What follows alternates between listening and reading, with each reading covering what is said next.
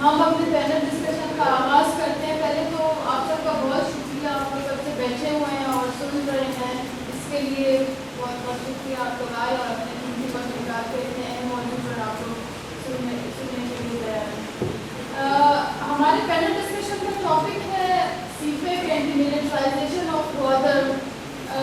وی heard CPEC, ہم سی pack کے بارے میں بہت سنا, ہم دیکھ رہے ہیں, سننے کو ملتا ہے ہیڈ لائنس پر, بڑے بڑے پروگرامس پر, سرینا جیسے جگہوں پر ایونٹس بھی رکھے جاتے ہیں جہاں سی پیک ڈسکس ہوتا ہے, جہاں ہمارے مقدر کے فیصلے ہوتے ہیں. مگر ایز سچ ہمارے ساتھ کوئی ایک رشتہ نہیں ہے فیڈرل گورنمنٹ کا یا بیجنگ کا کہ ہم کہیں کہ ہاں سی پیک ایک بلوچ کا مقدر بدل سکتا ہے.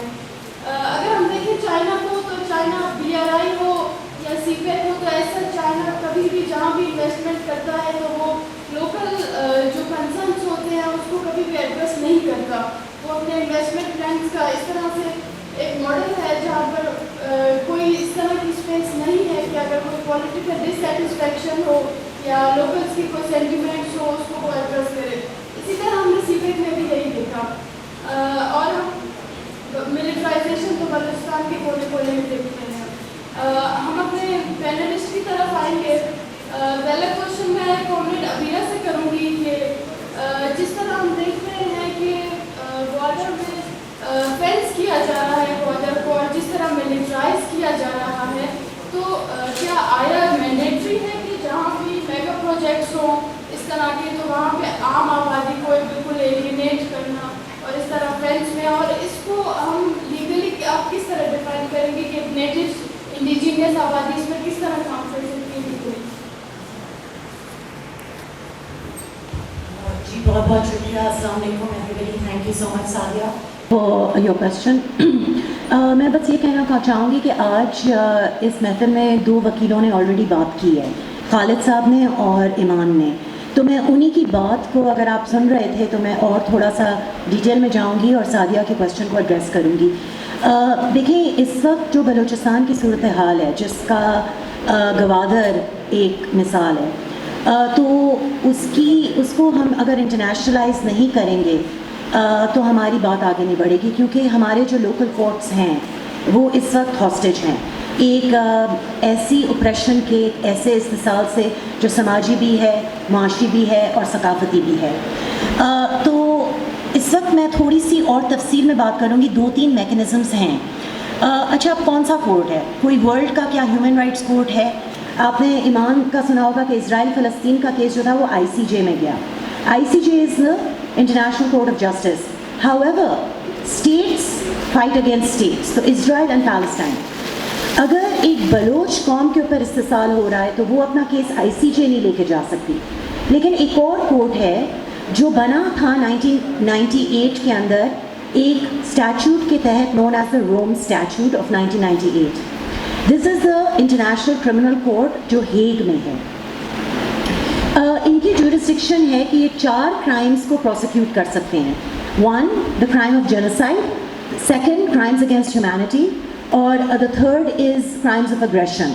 4th کو چھوڑ دیں اس وقت, کیونکہ ہمارا فوکس رہے گا کہ بلوچستان کے اندر اسپیشلی گوادر, اور اگر آپ ریکو ڈک کو بھی دیکھیں تو کیا وہ جینوسائڈ کی تعریف میں آتا ہے یا نہیں, اور اگر آتا ہے تو اس کو ہم کہاں پرسو کریں. روانڈا کے اندر 2 لاکھ سے تقریباً 1 لاکھ لوگوں کو قتل کیا گیا 1994 میں. بیلجینس جو تھے وہ گئے, وہ کالونائزرس تھے, تو ان نے ایک یعنی کہ کانفلکٹ پیدا کیا ٹوٹسیز اور ہوٹوز کے اندر. اب یہ کیس جو تھا یہ انٹرنیشنل کرمنل کورٹ گیا, لیکن انٹرنیشنل کرمنل کورٹ کے اندر آپ کو واضح طور پر کسی کو نشاندہی کرنی پڑتی ہے کہ یہ ہیں, ان لوگوں نے ہمارے ساتھ کیا. It does not have to be military. اچھا, ایک اور بات میں کہنا چاہوں گی کہ انٹرنیشنل کرمنل کورٹ کے اندر اگر آپ روانڈا کا کیس لے کے جائیں بنسبت یوگوسلاویا کا, تو ایک انٹرنیشنل آرمڈ کانفلکٹ ہے اور ایک non international armed conflict. Rwanda کا لوکل یعنی نایاک جسے کہتے ہیں, نان انٹرنیشنل آرمڈ کانفلکٹ تھا, because it was between basically Tutsis and Hutus, 2 different tribes in Rwanda. However, the Bosnia case جب بوسنین مسلمانوں کو مارا جا رہا تھا سربرینیچا میں اور کرواتس کو, تو وہ ایک انٹرنیشنل ایشو اس لیے سمجھا گیا, حالانکہ بوسنینس جو تھے وہ اپنی ہی دھرتی میں تھے, کیونکہ سربس کی جو قوت تھی اور وہ ان کے خلاف تھی اور ان کو حمایت ملی ہوئی تھی from the Federal Republic of Yugoslavia. تو these are different ways to think about it. ابھی میں جاتی ہوں کہ جینوسائڈ کی تعریف کیا ہے. جینوسائڈ کی تعریف article 6 of the Rome statute, جس نے انٹرنیشنل کرمنل کورٹ کو قائم کیا تھا, is that killing members of a group that is a national, ethnic or racial religious group. So it could be Sindhis, it could be Urdu speaking, it could be any race, right? It could be Baloch. Killing members of the group, causing serious bodily or mental harm to members of the group, deliberately inflicting on group conditions of life calculated to bring about its physical destruction in whole or part. Right? تو آپ یہ نہیں کہہ سکتے کہ it's business unusual that we are fencing. No. Could it be genocidal? Because you are imposing اس طرح کے حالات on a population in Gwadar that will lead eventually to its physical destruction. Forcibly transferring children of the group. کہ اگر بلوچ بچے یا سندھی بچے یا روانڈن بچے اڈاپٹ ہو رہے ہوتے. اگر یہ جینوسائڈ نہیں ہے تو دوسرا پروویژن جو ہوتا ہے روم اسٹیچوٹ کے تحت before the International Criminal court is crimes against humanity. Crimes against humanity کے اندر 15 جرائم شامل ہیں, جس کے اندر مرڈر, ایکسٹرمنیشن, انسلیومنٹ ہو گئی, but also, and this is important, deportation اور فورسبل ٹرانسفر آف پاپولیشن. تو اگر ہم گوادر کے لیے دلائل دے سکتے ہیں, ڈاکیومنٹ کر سکتے ہیں کہ اس دیوار کی وجہ سے یہ پوری پاپولیشن کوئرس یعنی کہ جبری بے دخلی کا سامنا کرے گی, اپنی خوشی سے مائگریٹ نہیں کر رہی, اور اس فینس کی کوئی بزنس ضرورت نہیں ہے, تو یہ transfer of population then becomes a crime against humanity even if it's not genocide. قید کرنا, ڈیپریویشن آف فزیکل لبرٹی, جبری گمشدگیاں اس میں آتی ہیں, forced pregnancy, forced prostitution, sexual slavery یعنی کہ جنسی غلامی, اور سوری اگر میں بہت اوپنلی بات کر رہی ہوں لیکن ہمیں یہ باتیں کرنی بھی ہیں ایک طرح سے, persecution against any identifiable group collectively. میں پورا پڑھوں گی نہیں لیکن اس کے اندر کرائم آف اپارتھائڈ بھی شامل ہے. کرائم آف اپارتھائڈ کیا ہے؟ لوگ کہتے ہیں کہ اسرائیل کی دیوار اپارتھائڈ ہے. ساؤتھ افریقہ کے اندر نسلی بنیاد کے اوپر انسٹیٹیوشنل ڈسکرمنیشن ہوئی, تو کرائم آف اپارتھائڈ بھی بنتا ہے. تو کرائم آف ہیومینٹی کا یہ مطلب نہیں کہ 15 کے 15 شکیں جو ہیں وہ چیک ہوں, ان میں سے کچھ کے اوپر آپ کیس بنا کے انٹرنیشنل کرمنل کورٹ لے کے جا سکتے ہیں. اچھا, ایک اور چیز میں یہ بتانا چاہوں گی کہ یو ایس کے اندر ایک لا ہے, فیڈرل لا, کیونکہ میں نے یو ایس میں لا پڑھا ہے اور ادھر 5 سال ادھر کی جیلوں میں ہارٹ آف امپائر میں کام بھی کیا ہے, تو مہوش جو کہہ رہی ہیں وہ میں سمجھ سکتی ہوں, لیکن میں یہ بھی کہوں گی کہ ادھر بہترین وکیل بھی ہیں جو اس طرح کے انسانی حقوق کے کیسز کرتے ہیں. امریکہ کے اندر ایک ایلین ٹورٹ لا ایکٹ ہے, تو اگر کوئی ایسے جنرلز یا کرنلز یا جو اسٹیٹ کے اس وائلنس کے اندر انوالوڈ ہیں وہ کسی غیر ملک جاتے ہیں, جیسے پینوشے تھا, پینوشے نے چلے کے اندر سوشلسٹ پریزیڈنٹ ایندے کو ہٹا کر 60,000 لوگوں کو ڈسپیئر کیا. جب وہ بالکل بوڑھا ہو گیا, ضعیف ہو گیا, اور وہ گیا اپنی دوست مارگریٹ تھیچر سے ملنے, تو اس کو ہالینڈ نے ایکسٹراڈائٹ کرنے کی کوشش کی کہ اس کو کرائمز اگینسٹ ہیومینٹی کے لیے ٹرائی کیا جائے. اسی طریقے سے امریکہ کے اندر ایک ایلین ٹورٹ ایکٹ یہ ہے کہ یوروگوے کے اندر ایک آرمی جنرل نے ٹارچر کیا تھا بہت سے لوگوں کو اپنی حکمرانی کے لیے. تو جب وہ امریکہ میں شفٹ ہو کے اپنی اچھی زندگی آئی گیس پاپا جان خرید کے جی رہا تھا, تو اس کے اوپر ایک سبپینہ آیا اور ایلین ٹورٹ ایکٹ کے تحت اس کو پروسیکیوٹ کیا گیا فار کرائمز اگینسٹ ہیومینٹی.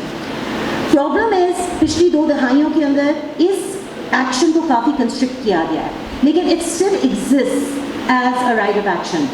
باقی آئی تھنک یہ ایمان نے اس کے اوپر نشاندہی کی ہے کہ ہمارے پاس بہت ساری ٹریٹیز ہیں, ہم نے ان کے اوپر سائن کیا ہے, سماجی حقوق کے اوپر, انسانی حقوق کے, سول پولیٹیکل رائٹس پہ, معاشی حقوق کے اوپر.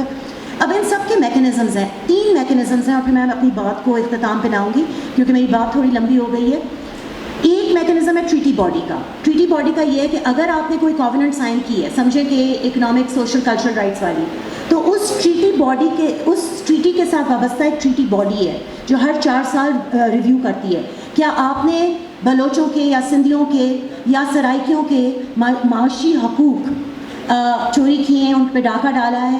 تو یہ CSR کمیٹی کی ابھی سٹنگ ہوئی اور 2025 کے اندر وہ پاکستان آئیں گے, اور جہاں جہاں معاشی طور پر ہماری اقواموں کا استحصال ہو رہا ہے, ہم اس کمیٹی کے سامنے پیش کر سکتے ہیں. لیکن ان کا کوئی بائنڈنگ فیصلہ نہیں ہوتا جس طرح ICC کا ہوتا ہے. ICC کا بھی اتنا کوئی بائنڈنگ نہیں ہوتا کیونکہ they don't have an international police force to enforce it. لیکن ان ٹریٹی باڈیز کا اس سے بھی کم, لیکن ایک پولیٹیکل مورل پریشر کریٹ ہوتا ہے. اسی طرح ہمارا یونیورسل پیریوڈک ریویو ہوتا ہے ہر 4 سال بعد کہ پاکستان نے اب ہیومن رائٹس کے اندر کیا کیا. دیکھیں, بیرک گولڈ کا نام سب نے سنا ہے. بیرک گولڈ کو ٹیتھین کے بعد ریکو ڈک کا ٹھیکہ ملا ہے, اور دنیا کے اندر سمجھا جاتا ہے کہ 6ٹھی سب سے بڑی گولڈ مائن ہے ریکو ڈک کی. اب بیرک گولڈ کی مثال میں آپ کو دوں گی اور پھر میں اپنی بات ختم کروں گی. ایک کام جو ہمارے وکلا اور ہمارے ینگ نوجوان جو اسکولوں میں پڑھ رہے ہیں, آپ ہیومن رائٹس کے اندر پالیسی ورک کے اندر ریسرچ کریں. بیرک گولڈ نے پاپوا نیو گینی اور ٹینزانیہ کے اندر مائننگ کی ہے, اور ان کا ٹریک ریکارڈ رہا ہے کہ یہ پاپوا نیو گینی کی پیراملٹری کے ساتھ کام کر کے ان لوگوں نے ادھر کے مقامی لوگوں کا استحصال کیا, اور وہی چیزیں کی جو آپ کو ایکسٹریکشن کے لیے, لوگوں کا مواد لینے کے لیے, قدرتی وسائل لینے کے لیے کرنی پڑتی ہیں. اور یہ بھی کہ ان نے پھر پاپوا نیو گینی کا 11% GDP بھی ہتھیار لیا. تو تھینک یو ویری مچ. پھر باقی باتیں بعد میں.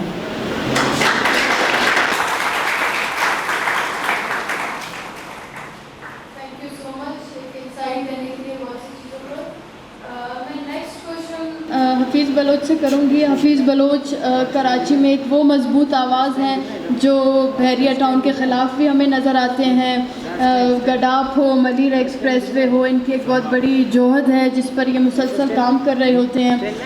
بیسکلی ان سے میں یہی پوچھنا چاہوں گی, حفیظ بلوچ سے بہتر نہیں کوئی یہ چیز جان سکتا کہ کالونیل طاقتیں کس طرح عام انڈیجینیس آبادی کو بے دخل کرتی ہیں اور پھر اس کے بعد قبضہ کرتی ہیں. اور اسی طرح ہم گوادر میں دیکھ رہے ہیں. تو آپ کیسے دیکھتے ہیں کہ آیا واقعی گوادر کو باڑ لگانے کی ضرورت ہے یا نہیں, یا گوادر کی عوام محفوظ ہے؟ بہت بہت شکریہ ہم بلوچیتی کمیونٹی کا, آپ سب دوستوں کا جو آپ یہاں بیٹھے ہوئے ہیں. میں ایک سیاسی ورکر ہوں اور میری سیاسی تربیت BSO کے پلیٹ فارم سے ہوئی ہے. جب ہم پڑھتے تھے تو ہمیں کچھ چیزیں اسپیشلی ہمیں پڑھائی جاتی تھی, ہمیں بتائی جاتی تھی. ایک تو یہ ہے کہ پاکستان کے اندر جو تعلیمی نظام ہے اس کے اندر جو پاکستان اسٹڈی ہے یا جو تاریخ ہے وہ مکمل جھوٹ ہے. تو ہمیں الگ سے جو پڑھنے کے لیے دیا جاتا تھا اس میں ہمیں اسی کالونیل نظام کے تحت یا قبضہ گیر جو قوتیں ہیں جنہوں نے ماضی میں دوسرے قوموں پہ قبضہ کیے, تو وہ تاریخ ہمیں پڑھائی جاتی تھی. ہمیں جو ریسنٹلی ہندوستان کی آزادی کی تحریک ہے وہ بھی پڑھائی جاتی تھی. وہاں پہ ان کا کیا تھا, لیبیا کے اندر کیا ہوا, اٹلی نے کیا کیا, لوگوں نے کس طرح ریزسٹ کیا. ایون تو کہ 47 کے بعد پاکستان کے اندر کیا ہوا. پاکستان کا اگر ہم خود کا اسٹرکچر دیکھ لیں تو بہت ساری لکیریں بنا کر ایک ملک بنایا گیا ہے جس کا آج 75 سال تک اس کو اپنی ایک شناخت کا مسئلہ کھڑا ہے. اور یہ شناخت کا مسئلہ 47 کے فوراً بعد شروع ہوا کہ انہوں نے زبردستی کہ ہماری قومی زبان اردو ہے اور مذہب کو بنیاد بنا کر نہیں آپ سب پاکستانی ہو اور باقی سب آپ ایک سائڈ پہ ہو جاؤ, زبانیں ایک طرف کر لو اور دوسری. تو وہ ایک تسلسل ہے وہ قبضہ گیریت کی جسے آج سرمایہ دارانہ شکل میں سب کے سامنے لایا جا رہا ہے. دوسرا یہ ہے کہ جب شناخت کا مسئلہ ہو تو ملٹرائزیشن ضروری ہوتا ہے کہ آپ مذہب کو بنیاد بنا کر, اسپیشلی 71 کے بعد جو پاکستان بنگلہ دیش اکثریت میں ہوتے ہوئے انہوں نے اپنی جان چھڑا لی کہ بھی ہمیں نہیں چاہیے, ہمیں الگ ہونا ہے. تو اس کے بعد وہ جو عدم تحفظ ہے اس ریاست کا وہ اور گہرا ہو گیا. تو اس نے بجائے اس کے کہ کثیر القومی ملک تسلیم کرتے ہوئے یہاں کے جو باقی بچی قومیں ہیں ان کو حق کے خود ارادیت دیتی یا کہ حق مالکیت حق کے وسائل ان کو حوالے کرتی، اس کے بجائے اس نے ملٹرائزیشن اور بہت تیز کر دی. جیسے کہ آئین کی بھی بات ہوتی ہے تو 73 کی آئین کے بعد کیا ہوا وہ سب ہم نے دیکھا کہ 73 سے لے کے 77 تک بلوچستان میں خون کی گولی کھیلی گئی. تو وہ جو سرمایہ دارہ نظام ہے وہ جو اس کا جو بیسک ہے اسی کی وجہ سے یہ ملک آج ایک بھکاری کی طرح کسی سے مدد مانگ رہا ہے عربوں سے، اور ان کی اپنے انٹرسٹ ہیں چاہے چائنا کے بھی ہوں چاہے دوسروں کے بھی ہوں. اور دوسرا جو سب سے بڑا سوال ہمارے لیے 2013 کے بعد کھڑا ہوا کہ ترقی کا پیمانہ کیا ہے، کیونکہ بحریہ ٹاؤن DHA اور دوسری ایسی جو میگا پروجیکٹس وہ یہ کہہ کے لائی گئیں کہ یہ ترقی ہے. تو اس وقت جو ہمیں سمجھ میں آ رہا تھا کہ یہ ترقی کیسے ہو سکتی ہے کہ باہر سے لوگوں کو بلا کر سرمایہ کی بنیاد پر ایک ٹکڑا زمین الگ کر کے وہاں چاروں طرف دیواریں بنا کر آپ لوگوں کو وہاں کی زندگی کی ساری سہولتیں دے دیں، اور وہاں پہ جو مقامی لوگ بیٹھے ہوئے ہیں جو انڈیجینیس لوگ ہیں ان کو آپ یکلخت اٹھا کے باہر پھینک دیں اور کہیں کہ یہ ترقی ہے. یہ ترقی نہیں ہے. ہماری ایک تاریخ ہے، ہماری ایک شناخت ہے، ہماری ایک زبان ہے، ہماری ایک تہذیب ہے. 2013 میں ہم اسی شناخت، اسی زبان، اسی تہذیب کے لیے ہم کھڑے ہوئے. آج جو مسئلہ گوادر کے جو ہے جو فینسنگ کا ہے، تو 2013 کے بعد یہ جو فینسنگ ہے ہمیں دیواروں کے اندر قید کرنے کی کوشش کی گئی. 14 سے زیادہ جو گوٹ ہیں، جو گاؤں ہیں، میتگ ہیں، وہ بحریہ کے اندر آتے ہیں جس میں گبول برادری کے بھی ہیں اور سندھی کاچیلو برادری کے بھی ہیں.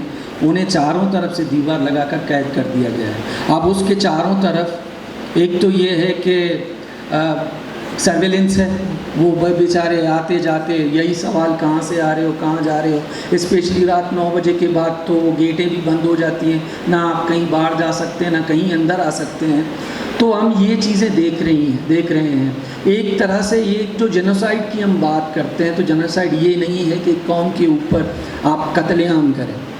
قتل عام کے ساتھ آپ ان کی زمینوں پہ قبضہ کریں، اس کی تہذیب پہ، اس کی زبان پہ، اس کی حیثیت پہ. تو یہ سب کچھ پاکستان میں ہو رہا ہے. یہاں پہ ملک ریاض جیسے لوگ صرف چہرہ ہیں، ان کے پیچھے جو طاقتور قوتیں ہیں جو آج بھی وہ سب کچھ کرا رہی ہیں. جس طرح اگر آپ سی پیک کا نام لے لیں تو سی پیک کیا بلا ہے، کیا ہے، آج تک کسی کو نہیں معلوم. سی پیک کے اوپر کن شرطوں پہ یہ بن رہا ہے، اس میں کس کا کتنا حصہ ہے، اس کا بینیفٹ کیا ہے، میرے خیال میں آج تک کہیں اوپنلی ڈسکس نہیں ہوا، نہ صوبائی کا بلوچستان کے صوبائی اسمبلی میں، نہ سندھ کے صوبائی اسمبلی، نہ مرکز میں. جو یہ کہتے ہیں یہ روٹس ہے، یہاں سے اتنے پیسے، اور وہ جتنے بھی سی پیک کے فائدے ہیں وہ پنجاب کے اندر استعمال ہو رہے ہیں. تو غلامی کی ایک انتہا ہے. ایک ایسے بیکاری ملک نے ہمیں اپنے ہی زمین کے اندر، ہمیں اپنے ہی شناخت کے اندر غلام بنا کے رکھا ہے، اور اس کا صرف ایک ہی حل ہے، وہ مزاحمت جو ہمیں کرنی ہے، جو ہم پہ واجب ہے. جب تک ہم وہ مزاحمت نہیں کریں گے ہمارا وجود بھی نہیں بچے گا. بہت شکریہ. جس طرح حافظ بلوچ نے کہا کہ ایک آؤٹ سائڈر آئے اور پھر اس ایکسپلائٹیشن کو اگر ڈیولپمنٹ کا نام دیا جائے تو اس طرح سے غلط ہوگا. میں نیکسٹ کویشچن ڈاکٹر مہارنگ بلوچ سے کرتی ہوں. جس طرح ہم نے دیکھا ڈاکٹر مہارنگ بلوچ گوادر میں موجود بھی تھی اور انہوں نے حقیقی حالات اپنے آنکھوں سے بھی دیکھا. تو ڈاکٹر آپ کیسے دیکھتی ہیں کہ کیا واقعی گوادر میں سی پیک کے اثرات تھے مقامی لوگوں پر، اور مزید اس بارے میں باڑ لگنے کے بعد آپ کیا اثرات دیکھتی ہیں عام لوگوں کی زندگی؟ شکریہ. ہمارا کانفرنس گوادر فینسنگ کے اوپر ہے، اور میں جب گوادر گئی تو وہاں مقامی لوگوں کی عادت جب میں نے دیکھی تو ایک فینسنگ وہ ہے جو ہمیں دکھائی دے رہی ہے، جس پر ہم مذمت کر رہے ہیں کہ گوادر کو فینس نہیں کرنا چاہیے. لیکن میرے خیال سے 2015 میں جب سے سی پیک کا ایک سو کالڈ میگا پروجیکٹ اس کی منظوری ہوئی، تب سے ہی گوادر سٹی فینس کے اندر ہے، کیونکہ اس کو مکمل طور پر as a military zone declare کیا گیا ہے۔ گوادر کے جو مقامی افراد ہیں، میں نے ان کے اندر ایک خوف پایا۔ سنا تھا کہ سائل و وسائل جب بھی کسی قوم میں پائے جاتے ہیں تو وہ اس کے لیے خوشحالی لے کر آتے ہیں، ترقی لے کر آتے ہیں۔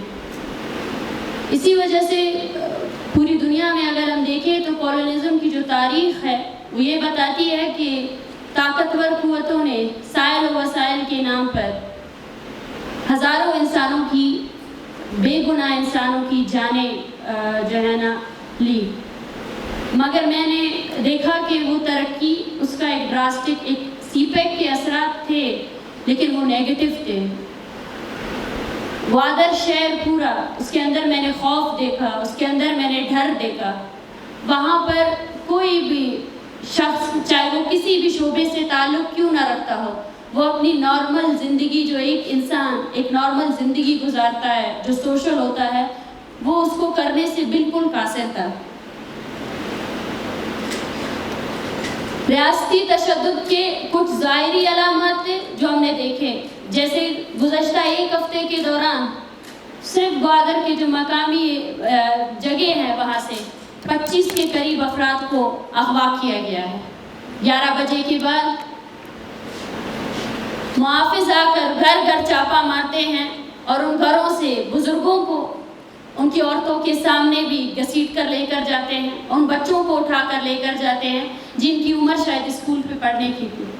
تو یہ وہ خوف ہے جو میں نے دیکھا۔ میں نے دیکھا کہ گوادر کی آبادی 2 حصوں میں بچی ہوئی تھی، ایک قبضہ گیر کا شہر تھا، ایک جو ہے نا وہ محکوموں کا شہر تھا۔ قبضہ گیر کا شہر میں صرف آپ کو ایک دیوار نظر آتی تھی، اور گوادر کی وہ پورٹ سٹی جس کی تصویریں ہم نے دیکھی ہے وہ شاید صرف میڈیا میں دیکھی گئی ہوں۔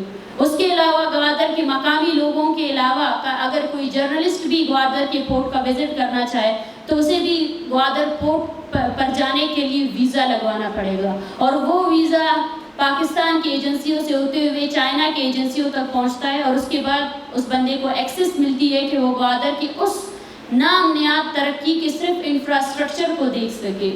وہ انفراسٹرکچر جس کو بنانے کا مقصد صرف یہی تھا، جس طرح اس کانفرنس میں جتنے بھی اسپیکرز تھے انہوں نے یہ کہا کہ گوادر سٹی کو فینس کرنے کا جو معاہدہ تھا وہ پہلے سے ہی سی پیک میں موجود تھا۔ مطلب ترقی یافتہ پروجیکٹس، ٹرینز، یونیورسٹیاں پنجاب کے حصے میں آئیں اور بلوچستان کے حصے میں بھاڑ آئی، بلوچستان کے حصے میں بندوقیں آئیں، بلوچستان کے حصے میں تشدد آیا۔ میں نے دیکھا کہ گوادر کی آبادی جب سیلاب جیسی ایک، آپ کہتے ہیں قدرتی آفت، لیکن وہ ریاستی آفت ہے، وہ اس ریاستی آفت میں بھی تڑپ رہے تھے لیکن اپنے حقوق کے لیے آواز بلند نہیں کر سکتے تھے۔ اپنی مدد آپ کے تحت اپنے گھروں سے پانی تو نکال رہے تھے، لیکن ان جنریٹرز کو چلانے کے لیے جب تیل ناپید ہو گیا تھا تو وہ لوگ اس تیل کی بھی ڈیمانڈ نہیں کر سکتے تھے۔ آپ نے مقامی آبادی کو اس حد تک سپریس کر لیا ہے کہ اس کا جو ایک سوسائٹی کا ایک ارتقائی عمل ہوتا ہے، جو ایوولوشن ہوتا ہے، وہ رک چکا ہے وہیں پہ۔ اور پھر بھی میں گوادر کے مقامی لوگوں کو میں عزت کے نگاہ سے دیکھتی ہوں، میں سمجھتی ہوئی ان کی مذمت ہے کہ مسلسل ہراسگی کا سامنا کرنے کے باوجود، مسلسل تشدد کا سامنا کرنے کے باوجود وہ بالکل طور پر انکاری ہے کہ وہ اپنی زمین کو نہیں چھوڑیں گے، چاہے انہیں کوئی سہولت نہیں دی جائے۔ ایک طرف آپ خود سوچیں، ایک ایسا شہر بنایا گیا ہے جہاں پر تمام سہولیات موجود ہیں، جہاں پر آرمی، گوادر سٹی جس کی تعداد شاید 1 لاکھ ہو، لیکن وہاں پہ فوجی عسکریت پسند جو ادارے ہیں ان کی تعداد 2 لاکھ ہے۔ آپ خود سوچیں کہ 2 لاکھ کی فوجی وہاں پر کس نے بھرتی کی اور کس کے لیے بھرتی کی، اور وہ فوجی جب گوادر شہر سیلاب سے ڈوب رہا تھا تو وہ اپنے گھروں میں بیٹھے، اپنے مورچوں میں بیٹھے تماشا دیکھ رہے تھے۔ تو یہ ہے وہ گوادر سٹی، یہ وہ گوادر ہے جس کی حقیقت چھپائی جاتی ہے، اور وہ چھپائیں گے۔ یہ ان کا منصوبہ ہے کہ گوادر شہر کو مکمل طور پر وہ اپنے کنٹرول میں لے لیں، ایک ملٹری اسٹیٹ بنا سکے جہاں سے وہ تمام چیزیں ایکسٹریکٹ کر سکے۔ لیکن یہ فرض ہمارا بنتا ہے، جس طرح خیر بخش نے کہا تھا کہ کھولو سے نکلنے والا تیل کی جو ہے وہ مری نہیں ہے بلکہ پورا بلوچستان ہے. اس طرح ہمیں بھی سمجھنا پڑے گا کہ آج یہ مسئلہ صرف گوادر کے مقامی لوگوں کا نہیں ہے، آج یہ مسئلہ پورے بلوچستان کا ہے. یہ باڑ صرف گوادر میں نہیں لگائی جا رہی ہے بلکہ یہ باڑ بلوچستان میں لگائی جا رہی ہے. جو کنٹونمنٹس بنائے گئے ہیں یہ باڑ، اور اس کے بعد ایک باڑ ایسی بنائی جا رہی ہے جو ہمارے کلچر، ہماری سماج، ہماری پوری زمین کی جو ایک اسٹرکچر ہے اس کو برباد کر دے گا. تو اس کے لیے آواز اٹھانا، میرے خیال سے وہ نہیں بول سکتے بھی تو ہم ان کے لیے آواز اٹھائیں گے.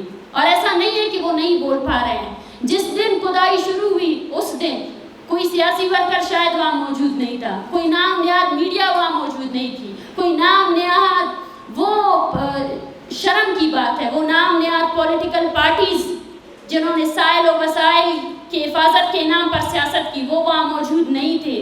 لیکن اسی باڑ کے قریب جو ایک بلوچ بزرگ تھا جس کے گھر کے اس پار باڑ لگائی جا رہی تھی، اس نے احتجاج کیا، اس نے اس سڑک کو بند کیا، اس نے اس فوجیوں کو نہیں چھوڑا.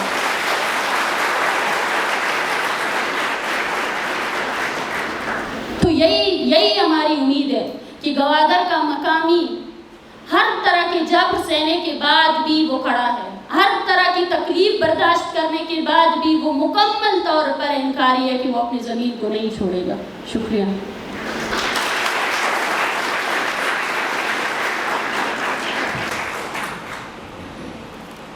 بہت شکریہ.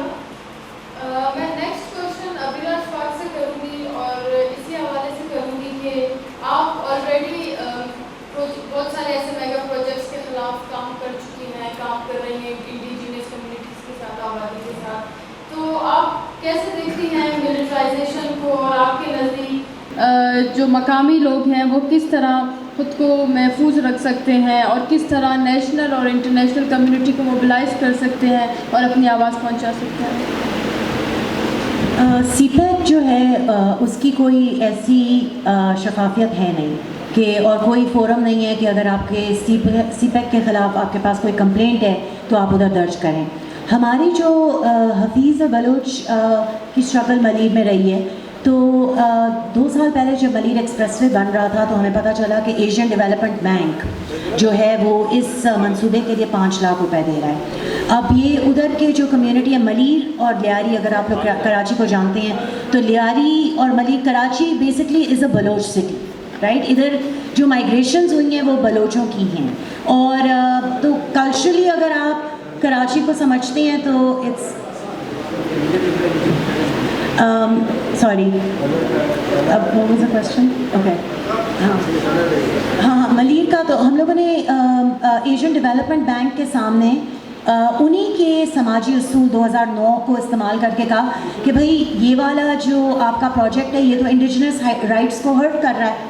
تو ان کے جو اصول ہیں وہ ٹریگر تب ہوتے ہیں جب انڈیجنس لوگوں کے حقوق کے اوپر کوئی اثر انداز ہو، یا انوالنٹری ری سیٹلمنٹ ہو یعنی جبری بے دخلی جو ہم گوادر میں دیکھ رہے ہیں، یا ماحولیات سے کوئی جڑا ہو. اور وہ کیس ہم نے باقاعدہ لڑا. 2 کسان، عظیم دیکن صاحب اور محمد اسلم، سائیں اسلم بلوچ، انہوں نے باقاعدہ فلپینس کے اندر ایک کچہری ہوئی، انہوں نے اردو میں اپنے دلائل دیے اور وہ پھر انگلش میں ادھر ٹرانسلیٹ ہوئے، اور ہم نے حکومت سندھ کے $5 ملین روکے. اور یہ ہمارے لیے ایک بہت بڑی وکٹری تھی. گجر اور رنگی نالا کے اندر 7,000 گھروں کو توڑا. کراچی کے اندر ہم لوگ کراچی کو پورے ملک کی، سندھ اور بلوچستان کی بھی ماں سمجھتے ہیں، پورے ملک کی ماں سمجھتے ہیں. ادھر جب لوگوں کی جبری بے دخلی ہوئی ہم نے یونائٹڈ نیشنز کو لکھا. مہوش کی بات سے میں اتفاق کرتی ہوں، ہیں تو یہ سماجی یعنی کہ سامراجی ادارے، لیکن ہم ان کو اسٹریٹجکلی یوز کر سکتے ہیں. UN کے ریپٹورز ہیں تھیمز کے اوپر، جیسے انفورس ڈس اپیئرنسز پہ، کنٹریز پہ بھی ہم ان سے ریکویسٹ کر سکتے ہیں کہ بلوچستان کے اوپر آپ ایک اسپیشل ریپٹور مقرر کریں، in addition to the request کہ آپ UN کا ایک فیکٹ فائنڈنگ مشن کریں. تو جب UN کے ریپٹورز جو ہاؤسنگ جسٹس نے حکومت سندھ کو لکھا کہ بھئی کرونا کے بعد آپ لوگوں کو بے دخل کر رہے ہیں، اور وہ بھی کراچی کی لو انکم قوم، اور یہ مکس تھی، اس کے اندر پٹھان بھی تھے، بلوچ بھی تھے، سندھی، اردو اسپیکنگ، سرائکی، ایوری بڈی.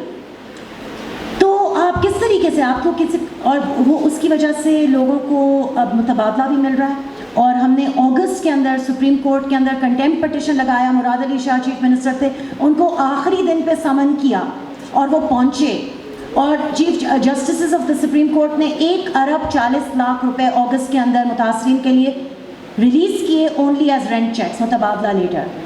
अब आई डोंट नो, अब इधर के वकीलों को हमें बताना होगा अगर सवालात के थ्रू कि क्या वाकई इधर ये पॉसिबल है कि हम लोग सीएम के लास्ट दिन में उसको कोर्ट के अंदर, कचहरी के अंदर खड़ा करके एक रिलीफ ले सकें। शायद वो बलूचिस्तान में मुमकिन नहीं है। Thank you. शायद ऐसा ही है, हमारे यहाँ शायद कोर्ट्स कुछ ज़्यादा ही बेबस हैं और हम उनकी तरफ से ऐसा कोई काम करने को नहीं देखते, इवन व्हेन वी ट्राई। इसके बाद मैं हफीज़ बलोच से सवाल करूँगी। हम पाकिस्तान के मेन स्ट्रीम मीडिया पर अक्सर ग्वादर का नाम सुनते हैं, सीपेक का नाम सुनते हैं और मस्बत ख़बरें चलाई जाती हैं, बलूचिस्तान का मस्बत चेहरा ग्वादर के थ्रू दिखाया जाता है, मगर जिस तरह मिलिट्राइजेशन ग्वादर में हो रही है या हुई है उस पर हम उतना ही कवरेज ग्वादर पर देखते हैं जितना फ़लस्तीन को इंटरनेशनल मीडिया कवरेज दे रही है। तो इस पर आप क्या बोलना चाहेंगे? रेस के हवाले से पाकिस्तान के हमारे अपने तजर्बे बहुत तल्ख रहे हैं। हम कराची में रहते हैं जहाँ पे सारा मीडिया फोकस करता है, लेकिन हम मल्दीर में रहते हुए उस मीडिया को अपने पास दावत नहीं दे सके, वो हमारे सुनने को नहीं आई। इतना हद तक कि 2018 के बाद जो एक वायलेंस क्रिएट किया गया बैरियर टाउन की तरफ से, तो हमने सोशल मीडिया को यूज़ करना शुरू कर दिया।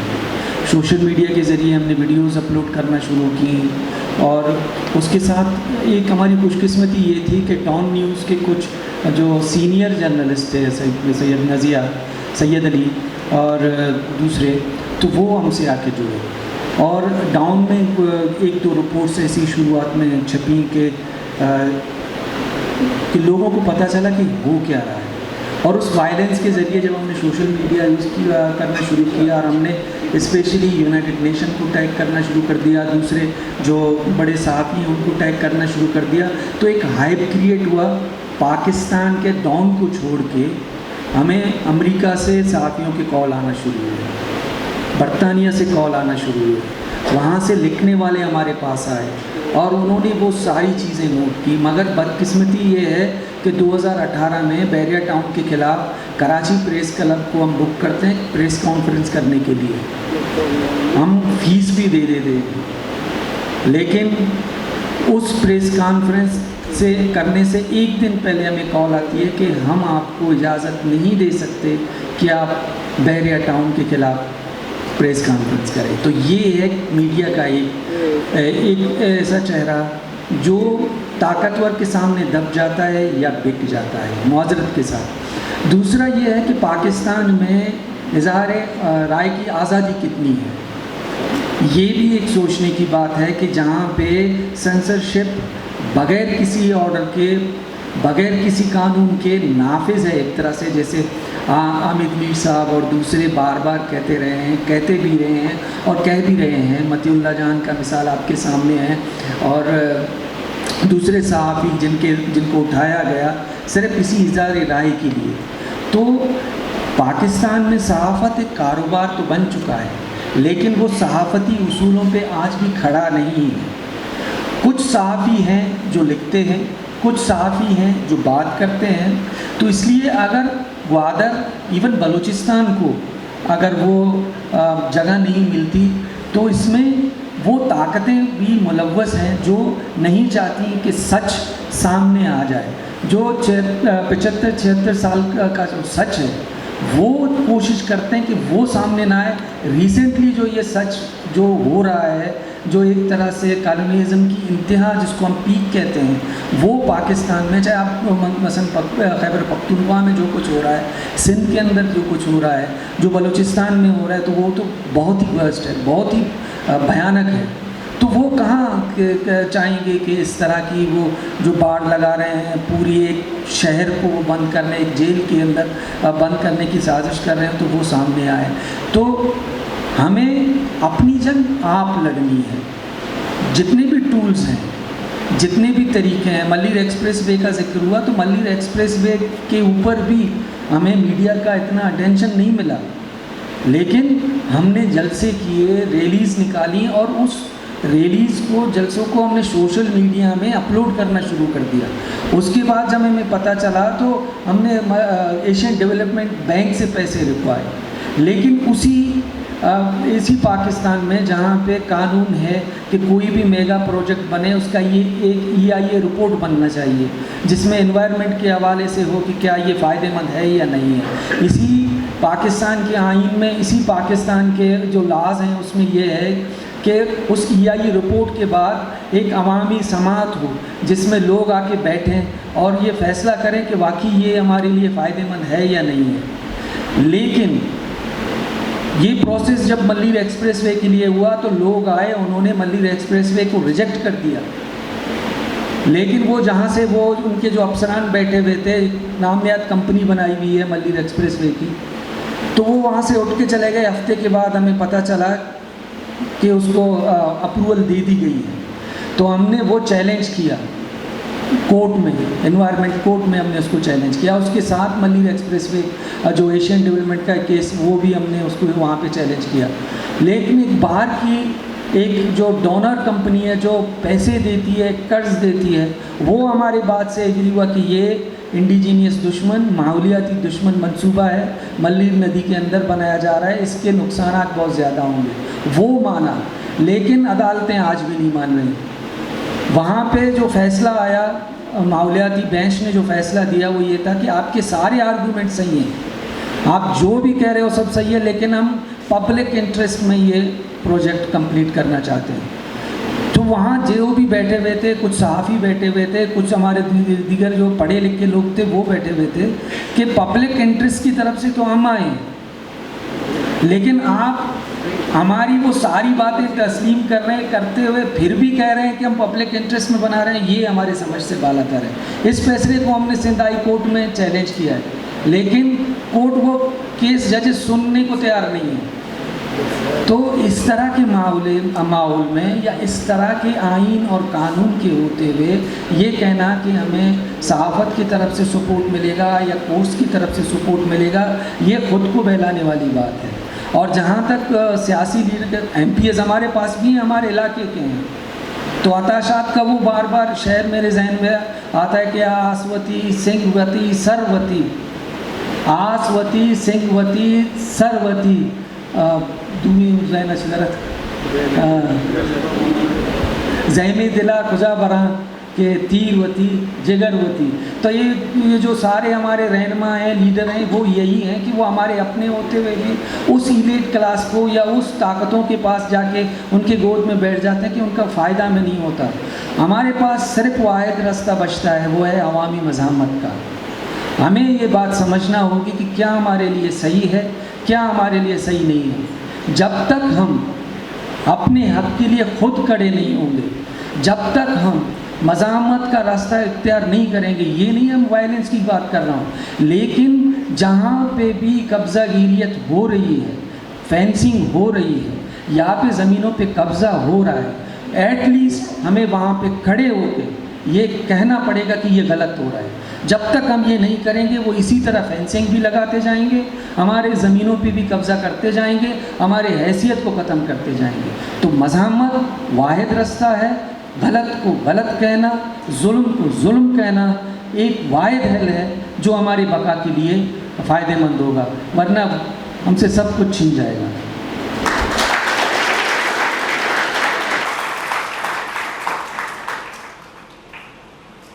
एक और मेगा प्रोजेक्ट कालूंचर का है। कालूंचर सिंध थाई एरिया के अंदर नगर पार्क के अंदर एक 3 बिलियन 5 बिलियन ओल्ड मॉन्यूमेंट है और इसकी कटाई हो रही है, ग्रेनाइट माइनिंग हो रही है।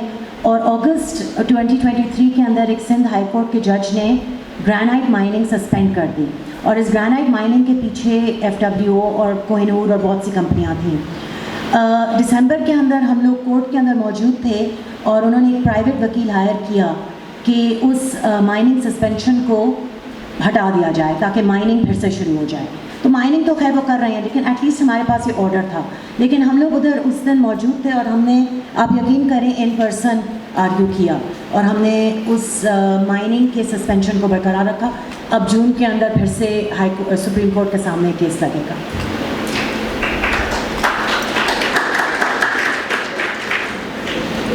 بہترین کام کر رہے ہیں کامریڈ حفیظ اور کامریڈ ابھیلاش پاک. میں لاسٹ کویشچن ڈاکٹر محرم بلوچ سے کروں گی.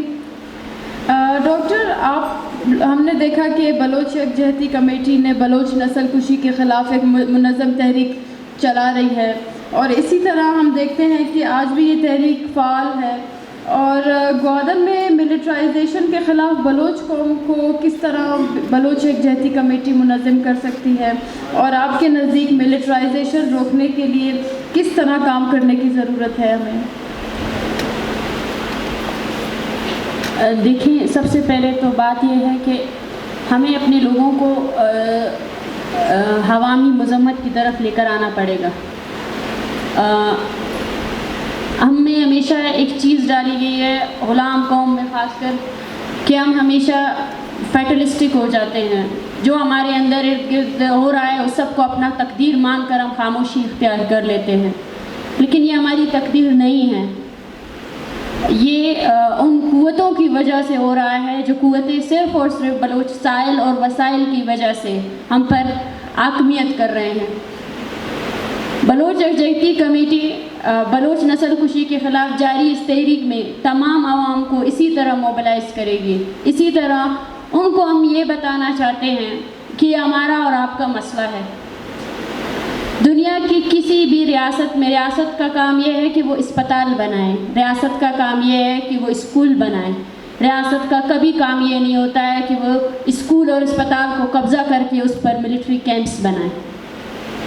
ریاست کا کام یہ نہیں ہے کہ وہ سیکیورٹی کے نام پہ پورے آپ نے سیکیورٹی کے نام پہ بلوچستان کے ہر شہر میں کنٹونمنٹس بنائے ہوئے ہیں. بلوچستان کے ایسے شہر بھی ہیں جہاں آپ نے نیوی بیسز بنائے ہوئے ہیں, وہاں اس کی کوئی ضرورت نہیں تھی لیکن آپ نے بنائے ہیں.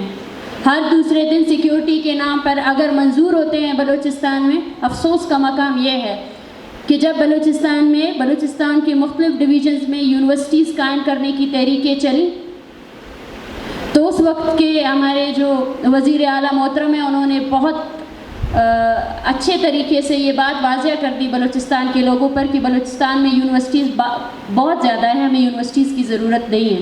لیکن انہیں ایک منٹ بھی نہیں لگتا ہے, وہ چیک پوسٹوں کی منظوری دے دیتے ہیں, اور وہ چیک پوسٹ ان کی اکاؤنٹیبلٹی نہیں ہوتی ہے. وہ بندوق جو انہیں دی گئی ہے وہ بندوق اس لیے دی گئی ہے کہ کس طرح بلوچ, پشتون, ہزارہ جو بھی کمیونٹی یہاں آباد ہے ان کی نسل کشی کی جائے, ان کو تنگ کیا جائے, ان کو روز برآں ان کے معصوم لوگوں کو, ان کے معصوم بچوں کو مارا جائے تاکہ وہ مجبوراً اس ملک کو, اپنی زمین کو چھوڑ کر یہاں سے چلے جائیں.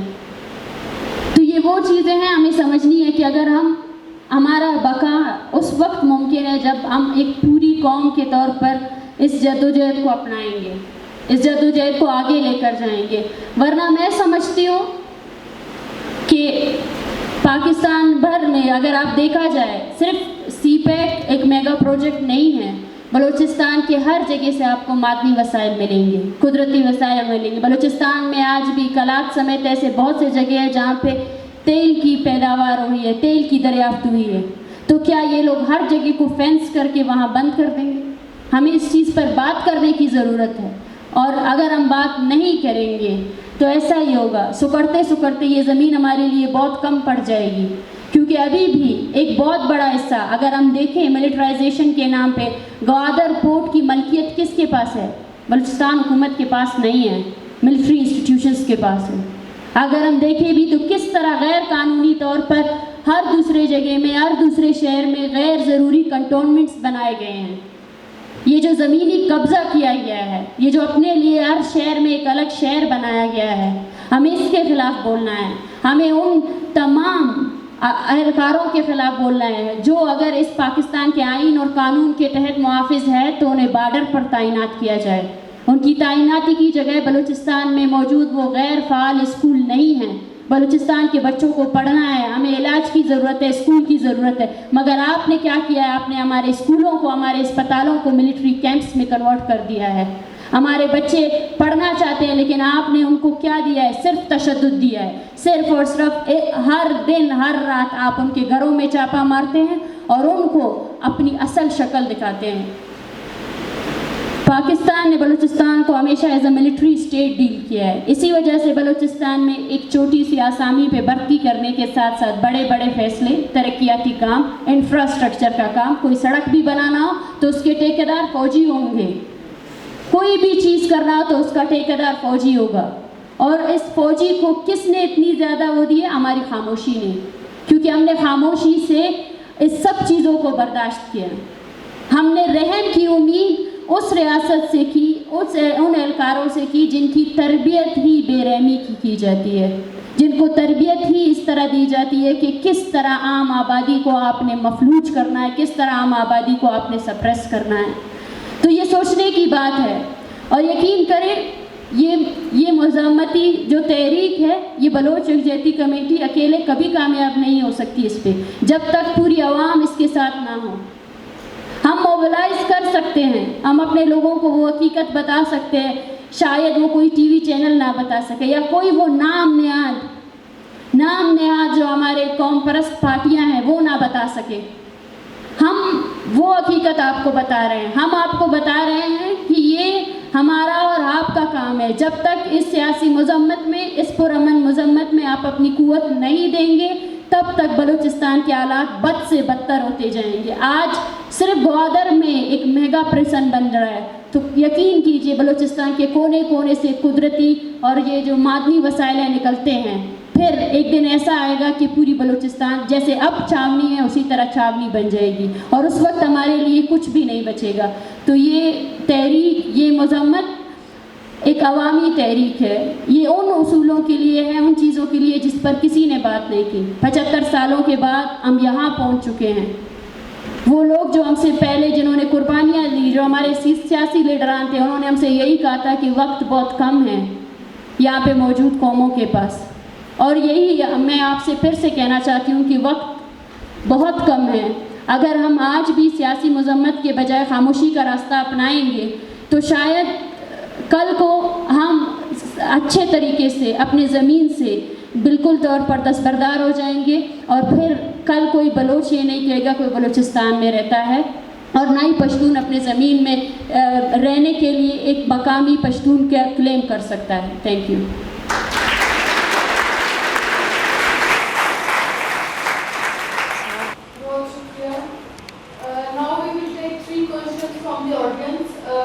आप जो सवाल पूछे वो हमारे पैनल डिस्कशन से रेलेवेंट हो, और फ्रेंड के हाथ उठा रहे किसी सवाल पर। और बाकी जो हमारे पैनल बैठे हुए वो भी सवाल तो मेरा सवाल ये है कि हम बरसों से इसी बात पे, इसी चीज़ पे बोलते आ रहे हैं कि बलूचिस्तान में जुल्म हो रहा है, बलूचिस्तान में गवादर फेंसिंग हो रही है। इवन कि हम कोयटा में भी देख सकते हैं कैंट हमारा फैलता जा रहा है, महियाबाद की तरफ आ चुका है, और हम लोग खुद भी देख सकते हैं कि हमारा जो पहाड़ वाला एरिया है उस पर भी अब माशाल्लाह से आदमी का उस तरफ भी आगे, और हम वो दिन दूर नहीं शायद दूर सा भी हम वहाँ भी ना जा सकते। तो आपको नहीं लगता कि व्हाट्स द वे फॉरवर्ड, हमारी स्ट्रेटजी अभी क्या है, बोलने के बाद हम क्या करें? क्या आपको नहीं लगता कि बतौर एक कौम हम हज़ारा बलोच पश्तून सारे दुनिया में रहते हैं, बलूचिस्तान में रहते हैं, तो हम सबको यूनाइट होने की ज़रूरत है, यूनाइटेड होना, ठीक है? हम इसको सिर्फ बलोच का मसला, हज़ारा मारा गया, फिर वो अपने बारे में बात करें, हम सब क्यों नहीं बोलते एक दूसरे को? Don't you think it's the butterfly effect of divide and rule all these years? हम सबको एक दूसरे के खिलाफ जाते हैं ताकि हम ताकतवर बन के ना हो। आपका बहुत शुक्रिया सवाल का। तो जो डिवाइड एंड रूल की आप बात कर रही हैं ना, तो इसको शुरू से समझना ज़रूरी है। कुछ लकीरें बनाकर कौमों को पहले तकसीम किया गया, वो पहली फेंसिंग थी। ड्रेवर्ड लाइन, स्मिथ लाइन बना के जो कौमों को तकसीम किया गया वो पहली फेंसिंग थी। बलोच साहिल आज हब या गड्डानी से शुरू होकर सिर्फ जीवनी तक नहीं है, ये हाँ गड्डानी से लेके चाबहार कुनक तक है। तो ये डिवाइड एंड रूल 47 के बाद से होता आ रहा है बहुत सारे इलाके। उसके बाद हमें मज़हब के नाम पे तकसीम किया गया, उसके बाद हमें कौम के नाम पे तकसीम किया गया। लेकिन जब तक हम वो हक़ाइक़ नहीं समझेंगे, जब तक हम अपनी तारीख़ को समझ के अपने लिए आगे प्लानिंग नहीं करेंगे, कोई मस्बत कदम नहीं उठाएंगे, तब तक ये हमें तकसीम करते रहेंगे। पहले हमें उन सारे तकसीमों से इनकार करना होगा जो हमारे ऊपर मुसल्लत किए गए हैं। उसके बाद ये तस्लीम करना होगा कि जिस ज़मीन पे हम खड़े हैं वो ज़मीन हमारी माँ है, वो ज़मीन हमारी हैसियत है, वो ज़मीन हमारा वजूद है। उसके बाद जब हम ये तस्लीम करेंगे तो मुत्तहद होने में हमें ज़्यादा टाइम नहीं लगेगा। सिर्फ हमें समझने और समझाने की ज़रूरत है कि कोई है जो हमें डिवाइड रूल कर रहा है हमारे ऊपर, और हम हैं कि हमें डिवाइड होने से पहले मुत्तहद होकर, यूनाइटेड होकर उसकी उस पॉलिसी से इनकार करना चाहिए।